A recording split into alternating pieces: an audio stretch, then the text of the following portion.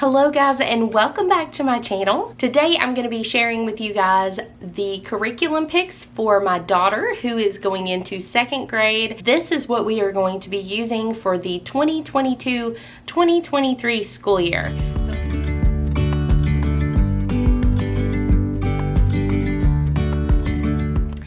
Alright, so I'm going to get started sharing these picks for my daughter who is getting ready to go into second grade this next school year. And I want to start by doing a little caveat here. Now, one of the beautiful things about homeschooling is that we can tailor our children's curriculum to fit their needs. And one of the things that I have done specifically that I'm going to be sharing is that my daughter is a very strong reader. And so I wanted to provide a challenge for her. So what you're going to see for reading might not necessarily fit with second grade, but if you do have a child who's a strong reader, or you just want to use, glean some ideas from what I'm planning to do with her, then I hope this video is helpful for you. But let's go ahead and actually start with math. Now, for math, if you've been around my channel any length of time, you know that my choice for math currently and has been for a while, Christian Light Education for Math. It is just solid, it's straightforward. This is actually the teacher's guide. The units, each unit is separated into what's called a lot unit, and it's like this little workbook here, and they actually do their work in this. There are 2 quizzes and a test at the end, and once they're finished, then they move on to the next unit. Now, my children really like the fact that it's in this. It's not overwhelming to see a big, thick workbook, and there's a sense of accomplishment every time you finish out a unit, and so I think that that's a definite plus of how they put it in these little lot units. I love this math. If you're interested in hearing more specifics about it, I do have several videos I have done on it. I have a video where I show what it's like to do a first grade lesson. I also have a video that is a flip through, I think, and just why it's my favorite math in general. So I will link those down below if you're interested in that. But this is what we're going to be doing for math.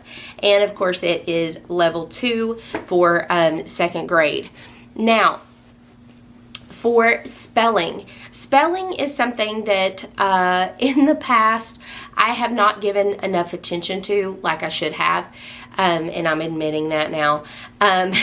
We previously have been using Evan Moore spelling, and it's just a straightforward, cut and dry, basic spelling, gets the job done. However, I have 2 kids specifically who struggle with spelling. One of them is dyslexic, and using a program like Evan Moore with a child who has dyslexia has not been working well at all. I am actually choosing to use the same spelling for my entire family of kids, and that is Spelling Power. Now, this is something that has been on my radar since probably my oldest was in second grade, because the curriculum we were using at the time was My Father's World, and this is their recommended spelling feature. Now, I chose to ignore that, which was silly of me because I already love this curriculum a lot. It's very simple to the point where you don't think it's going to be effective, but it is. So you can see I have these little tabs in here. That is because it has an assessment you give each of your kids.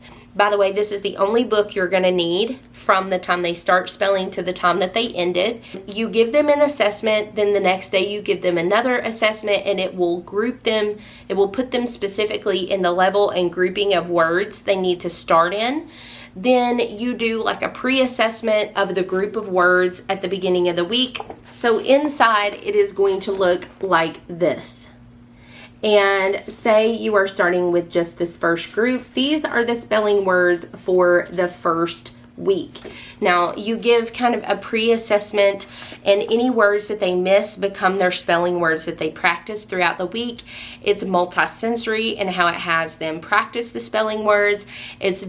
It also fosters responsibility in the sense that it is something that they work on independently in order to practice their spelling words. Of course, I am always there to oversee and facilitate things, but it gives a sense of ownership and responsibility to get their words down, and then you reassess them at the end of the week. So it is just a really great, like I said, it groups the words by specific things. For example, like a group of words where usually awe is spelled as an O, as in not, and so on and so forth. It will group the words in that way. I think that's really helpful, especially for a child who is a struggling reader or struggling speller, to learn how to spell groups of words. The other plus about this is that it only takes about 15 minutes a day, but also it uses commonly misspelled and commonly used words. So they're not going to be learning some random words that have no rhyme or reason to learning them. It's going to be all words that are commonly used. And so this is the spelling that we're going to be using with everybody. So this will be her spelling for next year as well. All right, so let's talk about reading.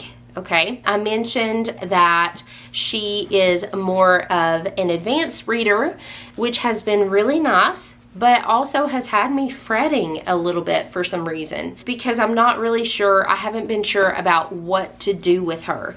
And so I finally decided that I am just kind of picking and choosing some things to create what is going to work best for her. Now, I picked up this reading journal from Not Consumed Ministries, and I love their stuff. But this reading journal I thought would be really great with what I have chosen for her to do. So rather than an actual reading curriculum, I chose to use the Level 3 Sunlight Readers. These are the readers that are chosen for children who are in 3rd grade that use Sunlight. And it has pacing and reader guides. Each day it tells them what chapters and pages to read. It has comprehension questions that I will ask her that are just very simple, like it's literally maybe 2 or 3 questions that I ask her about what she's read. Now, in regards to that, that is why we are using this reading journal, because I also want her to have a chance to reflect on what she has read. The way these journals are set up is, here's an example of an entry she would do for a day. She would write the story and the pages she read. She would also give a rating if she wants to, but it might ask a question like this: what is the main idea? Detail 1, detail 2. Then the next day, it might actually have her compare it to the Bible. Tell about a Bible verse or a passage that comes to mind when you read this portion of the story. Something else is, it has her reflect on things like what the setting, the characters, the problem, the solution, things like that, and also wise choices. So a list one choice that was made in the story. Was it a wise choice? Yes or no? Defend your answer with a Bible verse. Now, I really liked this because I am always wanting to instill in my children a biblical worldview when it comes to what they are reading even. And so that aspect in this, but then also it is a very simple layout for just keeping tabs on what she's reading, reflecting on what she has read, and so on and so forth, along with that reader guide from Sunlight. Now, some of the books that she will be reading, there's a few of them that I have on the bookshelf that I didn't grab off, but some of the ones that she'll be reading, The Long Way Westward, and there's also another one that goes with this. I think it's The Long Way Home, that is also included. It's on the bookshelf in the other room. Clara and the Book Wagon, The Chalkbox Kid, The Paintbrush Kid, 3rd Grade Detectives, The Clue of the Left-Handed Envelope, The Last Little Cat. She's really excited about this one just because of the little cat. The Littles Viking Adventure, which will go along great with what we're doing in history next year. Now, that is the books that I pulled out. Like I said, there are a few others that are included in that, but that will be her actual reading component of her curriculum. As far as language arts, grammar, that kind of thing, we are actually going to be using first language lessons for the Well-Trained Mind Mind Part 2. Now, I have used first language lessons in the past, and I actually really like it. It's very simple and straightforward with how it teaches grammar. So some of the things that this curriculum will go over are nouns, linking verbs. It has her doing copy work, capitalization, interjections, conjunctions, 4 kinds of verbs, adjectives, 4 types of sentences, commas in a series. It has her doing dictation, quotation, parts of speech, writing a friendly letter, addressing an envelope, prepositions, introducing synonyms, so on and so forth. So it's going to have her doing lots of different things. My plan is actually to have her keep a journal. I really like the primary journals, the ones with the handwriting lines. I really like those journals, and it leaves a space above for any illustrations. I really like those because she is very creative, and I want to give her a chance to, even if it's something that's not necessarily a creative thing that we do in grammar that day, I want her to be able to make little illustrations and things like that if she wants to, or make little foldable notebooking type things about the different parts of speech or whatever it may be. I just want to provide for her the ability to be a little more creative with her journaling when it comes to her grammar, and I think this will be a great fit for her. Like I said, it's very straightforward, very simple, but it's very effective. I really like this curriculum. It's also very affordable. Wardrobe change. Kidding. No, I realized when I was editing this video that I forgot a few things that Sophia is going to be using. I wanted to let you guys know that in addition to our family subjects and the ones that I've shared in this video, we also are part of a co-op that meets 1 day a week. It's a great opportunity to socialize, but the number one thing is just an opportunity to explore different electives and things like that. So she's really excited because this upcoming school year, she is actually going to be in a crocheting and sewing class at our co-op. I'm really excited for her as well, and I'm excited because I'm actually one of the helpers in that class. I've always wanted to learn how to crochet, so I get to learn along with the girls in the class. And so she's really excited about that. So that'll be something else for her 2nd grade year. Also, in addition to that, I actually am going to be teaching 2 classes at our co-op this year, and they are for the younger elementary ages. I'm going to be doing a Snapshots Through History class that I am making up and writing my own curriculum for, and I'm really excited about teaching that one, and I think that one will be a great addition to her 2nd grade year as well. And she also is going to be in my Exploring Through Stories class, which is kind of a 5 in a row-ish type thing. And we're just going to be doing lots of interdisciplinary exploring through children's literature. So that's a few classes that she's going to be taking at our co-op, and those will act as electives for her, and so she's really excited about this upcoming year, and so am I.